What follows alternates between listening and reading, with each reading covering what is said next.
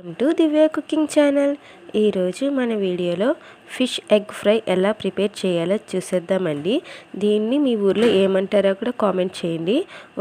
కొంతమంది అయితే సన కర్రీ అని కూడా అంటారు. ముందుగా 1 kg వరకు ఫిష్ ఎగ్ని తీసుకొని క్లీన్ చేసుకుని పక్కన పెట్టుకోండి. ఇప్పుడు స్టవ్ వెలిగించి ఒక కళాయిలో 2 టేబుల్ స్పూన్ వరకు ఆయిల్ వేసుకొని ఆయిల్ అనేది హీట్ అయిన తర్వాత 1 కప్ వరకు ఆనియన్స్ 2-3 పచ్చిమిర్చి వేసుకొని లైట్ గోల్డెన్ కలర్ వచ్చేంత వరకు ఫ్రై చేసుకున్న తర్వాత 1 స్పూన్ వరకు అల్లం వెల్లుల్లి పేస్ట్ వేసి పచ్చివాసన పోయే వరకు ఫ్రై చేసుకోండి. ఇప్పుడు 1 స్పూన్ వరకు garam masala, 1 spoon salt, 1 spoon కారం వేసుకొని కారం అనేది పచ్చివాసన పోయేంత వరకు ఫ్రై చేయండి.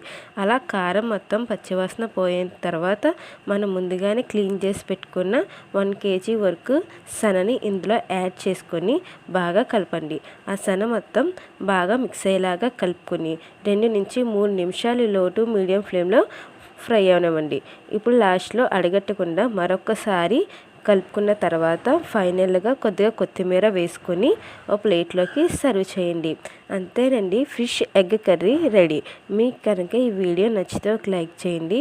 అలాగే మన ఛానల్ని సబ్స్క్రైబ్ చేయండి. మీరు ఎప్పుడైనా ట్రై చేస్తుంటే కామెంట్ చేయండి.